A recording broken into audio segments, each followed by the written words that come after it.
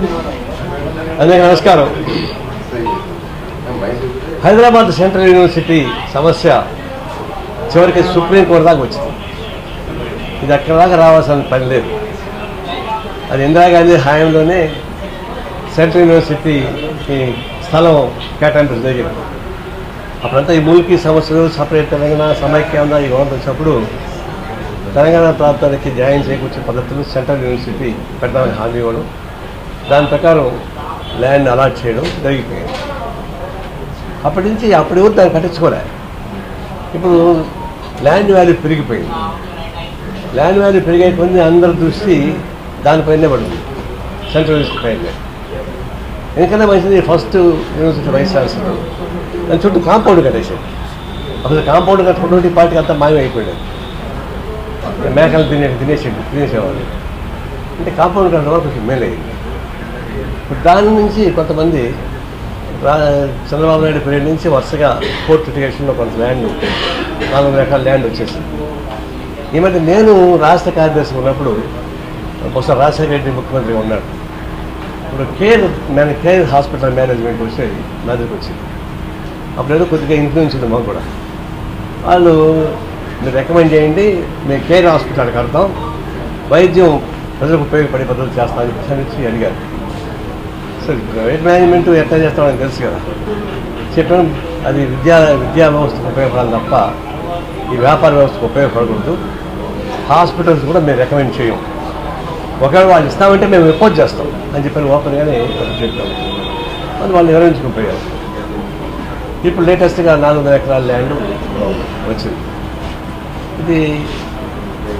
దీన్ని మా ఉద్దేశం ఏంటంటే అది ఎడ్యుకేషన్ ఇన్స్టిట్యూషన్. ఎడ్యుకేషన్ ఇన్స్టిట్యూషన్ ఎప్పుడు ఎడ్యుకేషన్కి ఉపయోగపడాలి. రాష్ట్ర ప్రభుత్వం కానీ కేంద్ర ప్రభుత్వం కానీ ఎలాంటి విద్యా వ్యవస్థను స్థాపించడానికి అభ్యర్థి పెట్టాల్సిన పని లేదు. ప్రైవేట్ వాళ్ళకి కాదు, కార్పొరేట్ సంస్థలు కూడా విద్యా వ్యవస్థలు ఉన్నాయి, దాని పోవడానికి లేదు. అంటే విద్యా వ్యవస్థ విస్తరించడానికి ఉపయోగపడే పద్ధతులను ఉపయోగించాలి తప్ప దాని ఏదో డాక్యుమెంట్ చూపించి కోర్టు ఆర్డర్లు చూపించి డూప్లికేట్ ఆర్డర్లు చూపించి దాన్ని స్వాధీనం చేసుకోవడం కరెక్ట్ కాదు. అది ఇంకొకటి ఉంది, ప్రభుత్వ భూమిని అమ్ముకోవడం అనేది చాలా క్రిమినల్. అది ఎవరైనా పెట్టేయాలి. అది చంద్రబాబు పెట్టుండొచ్చు, రాజశేఖర్ పెట్టవచ్చు, కూడా పెట్టవచ్చు. జనాభా పెరుగుతారు కానీ భూమి పెరగదు. మరి జనాభా పెరిగినప్పుడు అవసరాలు పెరిగినప్పుడు మరి భూమి పెరగదు కదా. ఇప్పుడు ఆ భూమిని ఇప్పుడు అమ్మేసిపోతే ప్రాపర్టీ రైట్ పోతుంది. భవిష్యత్తులో అనేక వస్తున్నాయి. ఇప్పుడు ఆర్టిఫిషియల్ ఇంటెలిజెన్స్ ఒకటి వచ్చింది, ఇంకా చాలా వస్తున్నాయి. అలాంటి విస్తృతికి ఉపయోగపడే పద్ధతుల్లో భూమి లేకుండా పోతే, ప్రభుత్వ చేతుల్లో భూమి లేకుండా పోతే రాబోయే రోజుల్లో ఆకాశం కట్టుకుంటారా ఆ దృష్టికి? ఎప్పుడు కానీ ఏ ప్రభుత్వం కానీ, గత ప్రభుత్వం కానీ ఏ ప్రభుత్వం కానీ ప్రభుత్వ భూములు అమ్మకూడదు. ప్రభుత్వ భూములపైన రైటు గవర్నమెంట్గా ఉండాలి భవిష్యత్తుకు ఉపయోగపడే పద్ధతులు. అంటే ఇప్పుడు ఏమంటారు, టీడీపీ చేయలేదా అని టీఆర్ఎస్ చెప్తారు, టీఆర్ఎస్ మీరు చేయలేదా అని ఇప్పుడు రేవంత్ రెడ్డి చెప్తారు. వాళ్ళంతా తెలవ పని చేయబట్టే కదా అపోజిషన్ ఉన్నారు. వాళ్ళతో మీకేం పని? వాళ్ళతో ఎందుకు పోతారు మీరు వచ్చి ఒకవేళ సుప్రీంకోర్టులో లేదంటే కోర్టులో మీకు అయ్యింది, గవర్నమెంట్కి అయ్యింది, మంచిది. గవర్నమెంట్ మంచిది అయితే మీరు ప్రైవేట్ వాడికి అమ్మేస్తారా? వాడు ప్రైవేట్ వాడికి పోయాడు, దాన్ని స్వాధీనం చేసుకుని పోయాడు. వాడు ఫైట్ చేసాడు ఓడిపోయాడు. వాడికి పోయి ఇంటే ఏంటది? మరి నీకు వచ్చిన ఒకటి వాళ్ళకి వచ్చిన ఒకటే కదా. నువ్వు అమ్ముకుంటావు, వాడు ప్రైవేట్ అమ్ముకుంటాడు, నువ్వు గవర్నమెంట్ అమ్ముకుంటావు. ఏం తేడా మీరు ఏదైతే పన్నులు కొట్టుకునేది?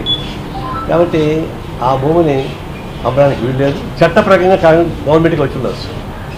చట్ట ప్రకారంగా రేవంత్ రెడ్డికి సొంత ఆస్తి రాలే, లేకపోతే మంత్రికి రాలే, గవర్నమెంట్కి వచ్చింది. Government trustee. మరి గవర్నమెంట్కి వచ్చినప్పుడు పబ్లిక్ ఉపయోగపడాలి తప్ప మేము అమ్ముకుంటామని అంటే ఎట్లుంటుంది? అందులో దాన్ని సెటిల్ చేస్తాం. ఈ విషయంలో మాత్రం సుప్రీంకోర్టు ఇన్వాల్వ్ అయిన తర్వాత సుప్రీంకోర్టుకు మర్యాద ఇచ్చి దాని గురించి పునరాలోచించాల్సిన అవసరం ఉంది. రాష్ట్ర ప్రభుత్వం పునరాలోచన కోర్టులో ఏమైనా రావచ్చు, వస్తే రానియండి. ఒకసారి కోర్టులు కూడా అన్నీ మనకు అనుకోవడం రావు. అక్కడ ఇది గుట్కాను కూడా ఆహార వస్తువుగా ప్రకటించారు కోర్టు వాళ్ళు, పనికి వాళ్ళు. అట్లాంటి తీర్పు వస్తాయి, అట్లాంటి తీర్పు మేము ఒప్పుకోము. నా ఉద్దేశంలో సుప్రీంకోర్టు ఏమైనా చెప్పండి, రాష్ట్ర ప్రభుత్వం వెంటనే తక్షణం దీని జోలికి మేము పోం. విద్యా వ్యవస్థగా ఉపయోగిస్తాం.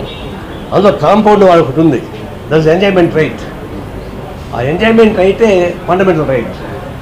కాబట్టి విత్ ఇన్ ది కాంపౌండ్ ఉన్న ల్యాండ్ జోలికి ఎవరు పోవడానికి వీల్లేదు. ప్రైవేట్ వస్తారు, గవర్నమెంట్ కూడా దాన్ని ఓన్ చేయడానికి వీల్లేదు, విస్తరించదు తప్ప. ఆ పద్ధతి దాన్ని రెస్పెక్ట్ చేయమని చెప్పి కోరుతున్నాం. విద్యార్థులపైన చాలా రకరకాలుగా ఇంట్రడ్యూస్ చేశారు, దాన్ని ఎంత విత్త చేసుకోవాలి. విద్యార్థులపైన ఎలాంటి చర్యలు తీసుకోకూడదు, కేసులు బుక్ చేసి విత్త చేసుకోవాలి. గవర్నమెంట్ కూడా దీన్ని పునరాలోచించాలి. దీన్ని వ్యాపార వస్తువుగా చూడబాకండి. కేంద్ర సెంట్రల్ యూనివర్సిటీ ఉన్న ప్రాపర్టీని వ్యాపార వస్తువుగా ఉపయోగించాలి. అది మా ఖచ్చితమైన నిర్ణయం. దాన్ని పునరాలోచించుకుని కోరుతున్నాం. కాంగ్రెస్ పార్టీ మిత్రపక్షంగానే ఉన్నారు. ప్రభుత్వం దృష్టికి ముఖ్యమంత్రి ఎక్కడ బాగుంటే ఒక దాంట్లో బాగు కాదు కదా. వాళ్ళు ఆ పని చేస్తున్న మిత్రపక్షానికి మాత్రాన విద్యార్థులను చిత్తగొడుతుంటే, సెంట్రల్ యూనివర్సిటీ స్థలాన్ని ఆక్రమించుకుంటే అమ్మేస్తుంటే మేము ఎట్లా ఊరుకుంటాం? మిత్రపక్షం శత్రుపక్షాలు తర్వాత ఎవరు ఎవరికి శాశ్వత మిత్రులు లేరు, శాశ్వత శత్రులు లేరు. కాబట్టి మేము దాని జోలికి పోవడం లేదు. The interest of the public education institutions అంటే ఈ విషయంలో దానికి సంబంధం ఉండదు. అది రాజకీయపరమైన ఆలోచన. ఇది రాజకీయపరమైన ఆలోచన కాదు. ఇది పొలిటికల్గా కొంతమంది ఉంటాం, కొంతమంది ఉండకపోతే చదివేరు. కాబట్టి రాజకీయాల్లో మీరు ఏం చేస్తారంటే మేము ఉంటాం మా పార్టీ డిసిజన్ ప్రకారం. కానీ ఇది రాజకీయ సంబంధం లేదు కదా. విద్యా వ్యవస్థకు ఉపయోగపడే ఆస్తి, దాని జోలికి ఎవరు రావడానికి వీలు లేదు. గతంలో వచ్చినా తప్పే, ఇంకో వచ్చేవాళ్ళు తప్పే. మద్దతిస్తున్నటువంటి పార్టీ ప్రభుత్వం ఆ రకమైన నిర్ణయాలు తీసుకోవడం సరైనది కాదు కదా. దిశలో మీరు వాళ్ళకి గైడ్ చేయొచ్చు.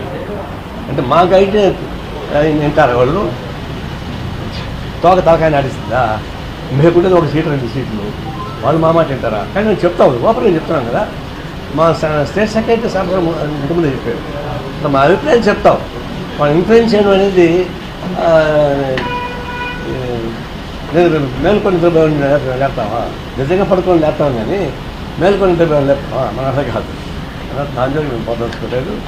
ఈ విషయంలో రాజకీయాల మిత్రవాసితో నేను చూడడం లేదు. ఇష్యూగా చూస్తున్నా. రెండవది, పార్లమెంట్లో రాజ్యసభలో కూడా ఈ వక్ఫ్ బిల్లు అమెండ్మెంట్ తోటి పాస్ చేశారు. ఈ రోజు నుంచి లౌకిక వ్యవస్థకి చీకటి రోజులు వచ్చేసింది. రాజ్యాంగం లిఖించబడినటువంటి లౌకిక వ్యవస్థ చీకటి రోజు వచ్చాయని బిజినెస్ అవసరం చెప్పారు. ఎందుకంటే 2 సభలను యాక్సెప్ట్ చేశారు, 3 రోజులు చేసి పారేశారు. ఇంక రాజ్యాంగానికి ఏం విలువ ఉంది? లౌకిక వ్యవస్థను లిఖించుకున్న రాజ్యాంగం దానికి ఏం విలువ ఉంది? ఇక రిలీజియస్ సంస్థల్లో రాజకీయ జోక్యం ప్రత్యక్షంగా చూసుకోవడానికి ఉపయోగపడే ఏర్పాటు చేశారు. ఒక రాజకీయ వ్యవస్థ రిలీజియస్ వ్యవస్థ పేరు పెడితే అది అనేక పర్యవసాన్ని దారితీస్తుంది. సమాజం శాంతి ఉండదు, అనేక కమ్యూనిటీ టెన్స్ వచ్చే ప్రమాదం ఉంది. బట్ రాజ్యాంగంలో చెప్పారు కదా, ఏమన్నా అసలు 1% 1% ఉన్న కూడా పోగొట్టింది. ఇప్పుడు మీకేం వచ్చింది పోవడానికి? అంటే మొత్తం ఎన్విరాన్మెంట్ యాక్ట్స్ అన్ని రాష్ట్రాలలో అన్ని రిలీజియస్లో ఒకటే విధంగా ఉన్నాయి, లేవు కదా. కానీ వీళ్ళకి మొట్టమొదటి వచ్చిన మాట వాస్తవం. అంతెందుకు 1925 ఆర్ఎస్ పుట్టింది, 1925లో కమ్యూనిస్ట్ పార్టీ పుట్టింది. కమ్యూనిస్ట్ పార్టీ అప్పటి నుంచి ఇప్పుడు దాకా ఒకే లైన్లో ఉంది.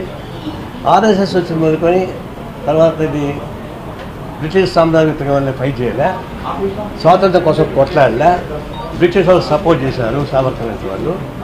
ఆ తర్వాత మనకు స్వాతంత్రం వచ్చింది, జనసంఘ్ పార్టీగా ఏర్పడింది, ఆ జనతా పార్టీకి ఏర్పడింది, మళ్ళీ బీజేపీకి ఏర్పడింది. ఆయన ఆర్ఎస్ అట్లా ఉంది. అది స్వాతంత్రం కోసం పోరాటం సాగిస్తున్న తెలియని వాళ్ళు సెక్యులర్స్ కావాలనేటువంటి రాజ్యాంగం రూపొందించుకున్న తర్వాత ఈ రాజ్యాంగాన్ని ధ్వంసం చేయడానికి మీకేం హక్కు ఉంది?